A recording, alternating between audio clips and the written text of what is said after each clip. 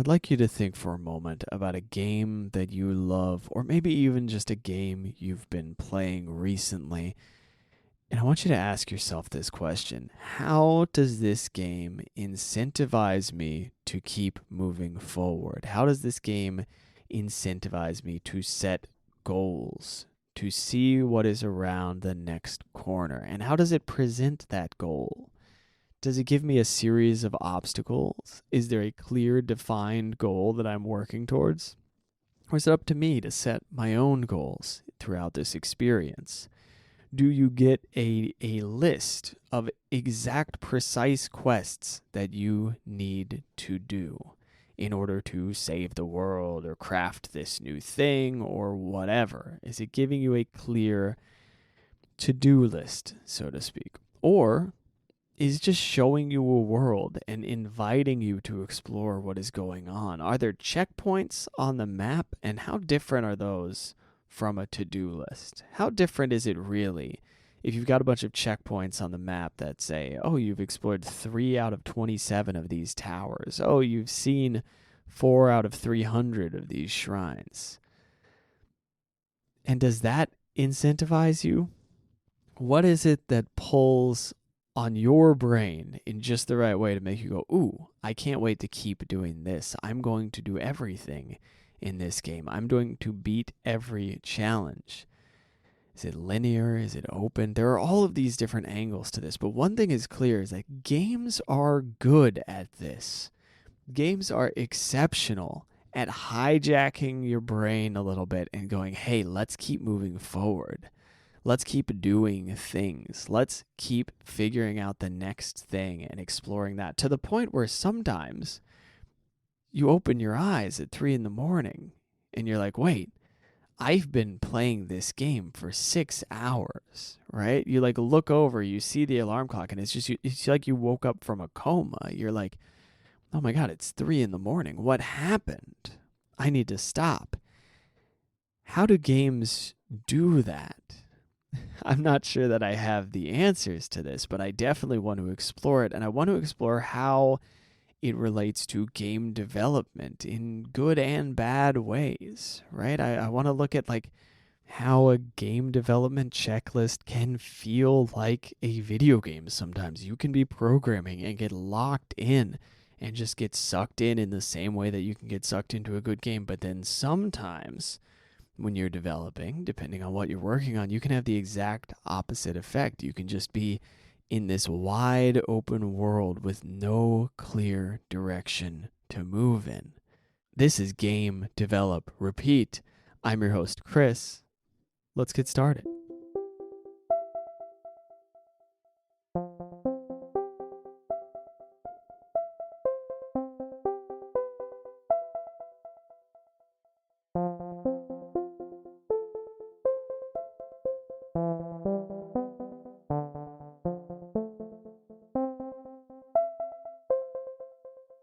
The first thing I started thinking about when I chose this topic for today was, what about games that have no goals? The first ones that come to mind are things like Minecraft or Terraria, and those still have goals, right? They're crafting games, there's a lot of exploration, there's a whole world, but especially nowadays, like you can beat Minecraft, I think you can beat Terraria, but there's definitely a progression within Terraria. There's something to do, something to accomplish. You look at Valheim, there are things to accomplish. The games are very open, but they have a clear game built into them, right? There's kind of got to be a goal in order to have a game. I even played something today called Tiny Glade to sort of research for this episode. And in playing Tiny Glade, it even says on its Steam page, this is a game with no goals. And that is fair. It does not have goals in the conventional video game sense. It is a tool for making cute environments, cute houses, nice little plots of land with a castle on them. It's beautiful, by the way. Highly recommend taking a peek at it. It's so wholesome and charming. It's very nice. But in looking at this game and in playing this game for a few minutes, I went, okay, there are no goals. There are no checklists. There's nothing that the game is telling me to do. And yet, as soon as I started playing this game, why do I get the feeling that I have goals? What's going on here, right? Immediately, and not just like any goal, right? Yes, I'm setting my own goals, but the game is going, hey, set these goals. It's giving me a certain number of tools, and it's saying, this is what's possible. And your brain latches onto it really quickly and goes, okay, what can I do with this tool and this tool combined? What can I do with these two? What can I make? Can I make a castle? I'm going to make a castle. Boom. Now you have a goal. I'm going to make a nice path with some lighting and some flowers next to it and all. You start making micro goals immediately, even in this game that is so not goal oriented. It invites you to make goals. It's hard not to. What is that? Is that just how we engage in games? Is it just human nature to make goals everywhere that we go? Or is it video games specifically that are saying make a goal, make a goal, make a goal? Right now, I've been playing games since before I was 5 years old. So for all I know, I've got some kind of weird goal-related brain rot because I've been playing this, what is it now, like 27 years at least. So I'm not a good example of what is and isn't normal as far as goal setting, but I do think that games do something that just goes, okay, set a goal. Okay, let's go this way, let's go that way. Here I am guiding you forward. Now, Tiny Glade is maybe one of the best examples of a game without goals. An example of a game that has incessant goals would be Supermarket Simulator. That game is nothing but goals. Small, incredibly small, repetitive goals. It's just saying, do this, do this, do this, do this. But I think you can just crush that for a second. You can look at that game and you can say, well, let's just make this supermarket look good today. I don't need to keep making money. Let's not focus on the money. Let's just have a good time with the supermarket, organize it a little bit. If we run out of stock, we run out of stock. It's fine. We can do whatever. But it's a very compelling experience. And now I'm thinking about things that are in between. What is going on with a game that presents you with goals, that says, hey, here are the goals of this game. Do what you will with that. And then you just ignore all the goals. Morrowind was like this for me, and I think this is a pretty common experience. You jump into Morrowind, it tells you to go do this, follow this quest line, and then you go, no thanks, what is that over there? That's interesting. And then you start exploring the world. One set of enticing things in this game is much more interesting than the other. It gives you the main quest line, but the world is so interesting that you can't help yourself. You go, no, shut up, game. I'm intrigued. Let me explore. Let me look. Let me see what is going on here. And the game goes, all right, cool. Come back around when you're ready. Enjoy the world. And you get to look around. There's these giant flying bugs and all this crazy stuff and these mud crabs. And it's a sick game. And the world just sucks you right in.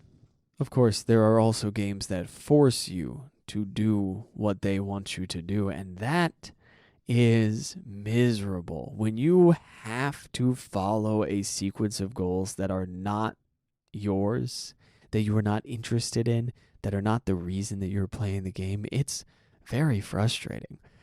I was going to open up Skyrim in order to do a little research for this project, for this particular episode. I was going to open up Skyrim this morning, and I didn't, because I remembered that the beginning of Skyrim forces you to go through this one particular narrative path that I find exhausting.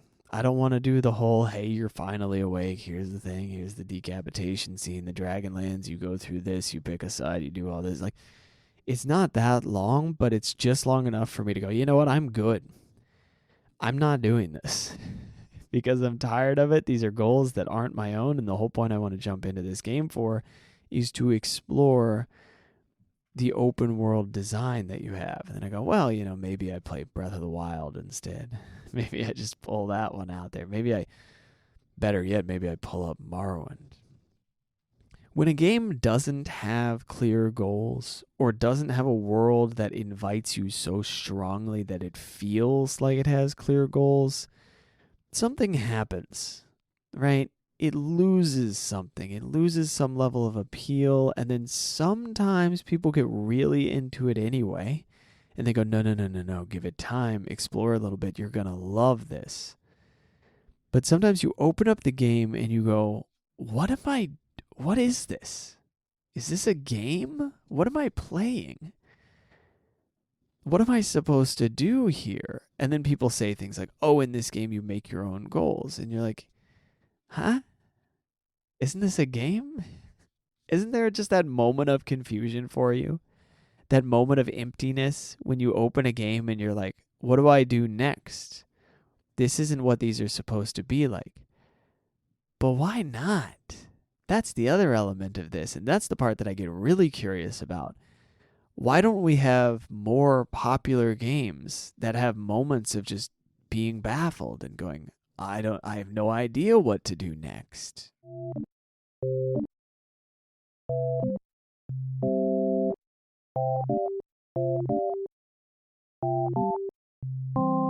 Speaking of not knowing what to do next, let's talk about making things, not just games, but music and writing and art and all of these different things. There's a distinct feeling to making something, almost regardless of the type of thing you're making. There is some sort of I've got to make something. Something is kind of coming out of nothing and becoming a thing. There's a little intimidation to it. There is this moment of setting the goal. I think some games manage to give you just a hint of this feeling, just a little tiny bit of this creative feeling. I think something like Minecraft can do it for sure, especially back in the day. I think something like, oh boy, any kind of crafting game that's very open, that's not so goal focused, can give you this for sure. But there's that little feeling that happens whenever you're making something. And it's subtle, but I think they all share it, right? They're all kind of in the same category. Now, there's also this feeling of writer's block, right? Famously for writing especially, but I think it appears everywhere. In game development, I feel like it takes the form of not having an idea for a game. Now, luckily, you can sidestep this by just making some mechanics or whatever and playing around with different ideas and just kind of learning any one of the skills that you are overwhelmed by. And hopefully it moves in the direction that you know you want to move in, right? So you're like, oh, well, whatever I want to do next, I want there to be more animation. So let me figure out some animations and maybe I'll run into a game idea while I'm doing that. Or maybe you're looking at it and going, oh, I definitely want to do a top-down thing. So let me play around with top-down control schemes and just figure out what the heck I want out of that. Luckily, we have that in game development. So the sheer terror of the blank white page is a little bit dulled by the fact that we can approach it from almost any angle we want. We can write, we can code, we can do art, we can kind of just, I mean, oddly enough, music feels like a weird one to start with. I suppose you could start with sound design and music. Even as a musician, I don't do the music until the very end.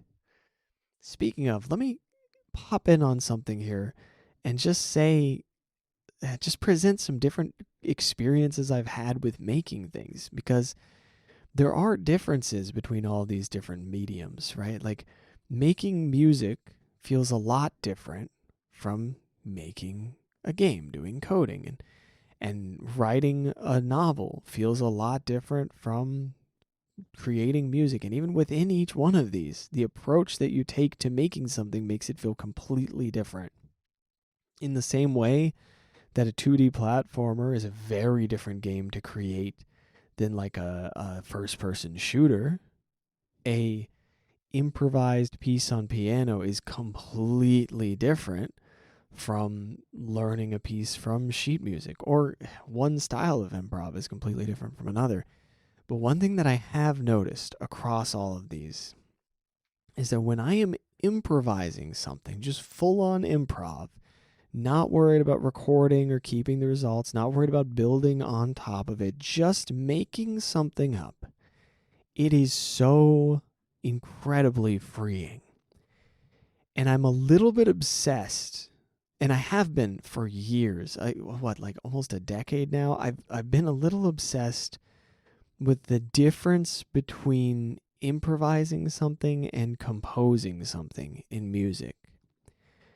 And I remember thinking of improvisation as just like it's spontaneous composition, right? So composition is just structured improvisation. It's just improvisation that you've then laid a structure upon and gone in and edited and messed with.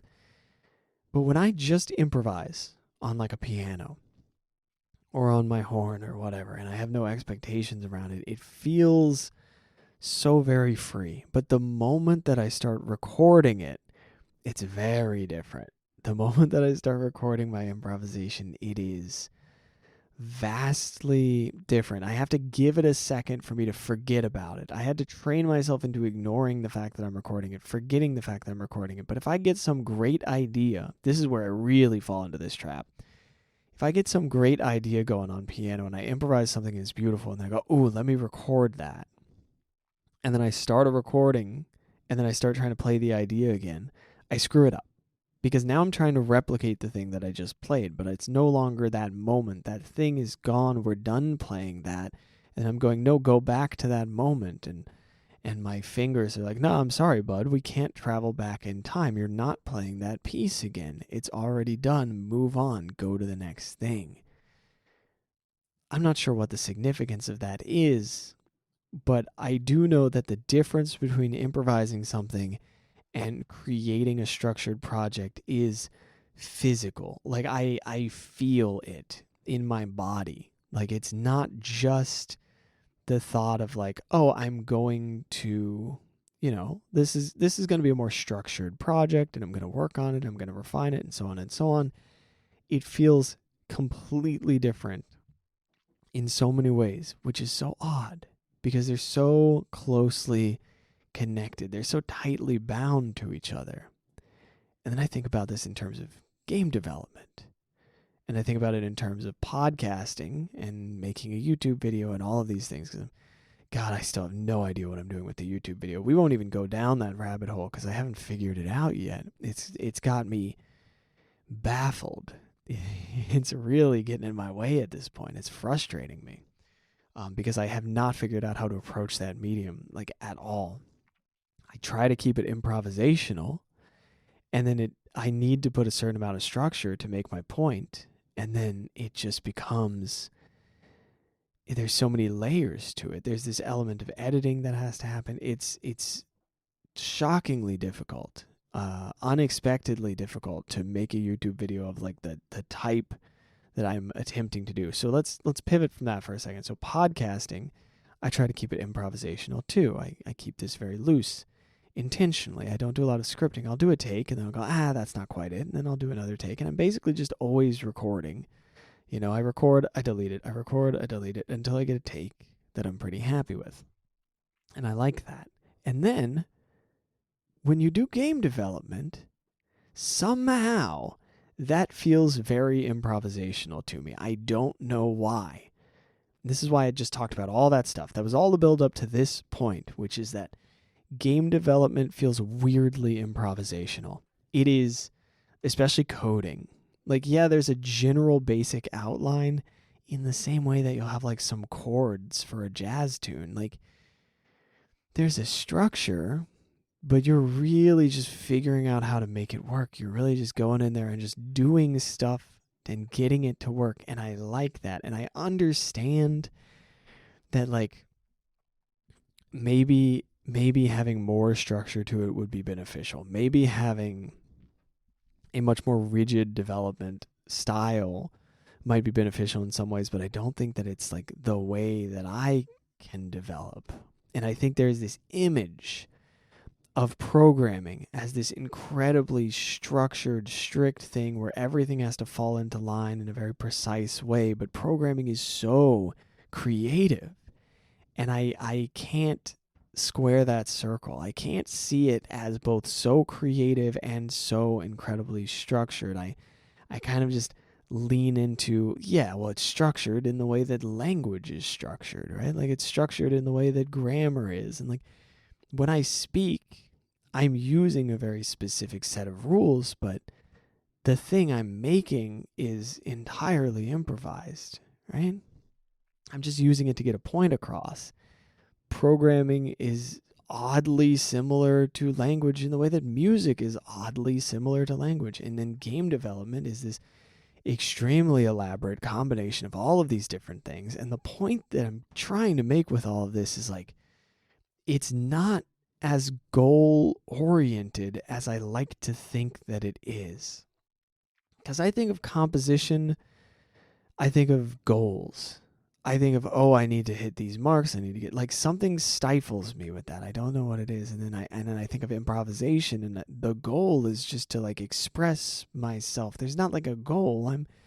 I'm focused on improvising. That's the deal. I'm not looking at some endpoint. And when I'm really loving programming, when I'm really enjoying game development, I'm looking at it and I'm going, man, I am jamming right now. I'm making something right now. That's so cheesy. I'm going to regret that in a week. That was horrific. I'm leaving it in though. But it feels nice. It feels smooth. It's comfortable. It's creative. It's enjoyable. And it's not this like really structured, rigid thing. There's a lot of flex in it. There's a lot of movement in it. And this may not be the most productive for making clean code. This is maybe the kind of thing that the programmers in my audience listen to and go, dude, you're going down a dangerous path here. I'm not proposing, by the way, that we just like spaghetti code everything. I just think that the feeling of programming should be very improvisational. Like you're working within a structure. You're not just doing this like absolutely insane postmodern music thing where you break all the rules and have all this dissonance everywhere. No. I'm just saying it should be pretty smooth within the rules that you're working in. You know, it should just be, you should just kind of glide your way around these different rule sets and communicate new things. And I say this as though it's smooth and easy, and it's horrific. It's horrible. For every incredible smooth moment in a video game that players get to enjoy, there's hundreds of hours of suffering hidden behind it. There's just a man at a keyboard screaming. And then you're like, hey, could you maybe just add in just this one thing that's like such an easy feature? Oh my God, can you just please let me change the color of this thing? And you're like, listen, you've not seen my code base. You have not seen the things that I have seen. Do not ask me to do simple things. I will do this simple thing, and then you will come back and you will say, why did this patch ruin the entire game? Why is my save file corrupted? And I'll go, because you wanted your hat to be red, and I gave you what you wanted. Luckily, my own code has not gotten that horrific, but now that I have made stuff, I'm like, I'm never asking for things again. Whenever I'm playing a game and there's like a bug in it, I'm like, you know, unless it's game breaking, I understand why you haven't fixed it. It's okay. I'd like you to fix it, but if you never get around to it, I can respect that. I don't really I don't need my hat to be red. You just do what you need to do.